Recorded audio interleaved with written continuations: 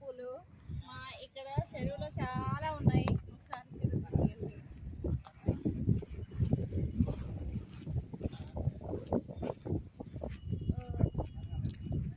చాలా అంటే చాలా ఉంటాయండి. మనకు కావాల్సిన 108 పూలే కాదు 1000 పూలు దాకా ఉంటాయి. ఎంత పింక్ కలర్ అమ్మవారికి చాలా ఇష్టం కదా.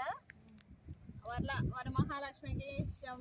వరలక్ష్మి వ్రతానికి అయితే ఈ కలువ పూలతో పూజ చేస్తే చాలా మంచిది. అష్టైశ్వర్యాలు కలుగుతాయి, సకల సౌభాగ్యాలు కలుగుతాయి.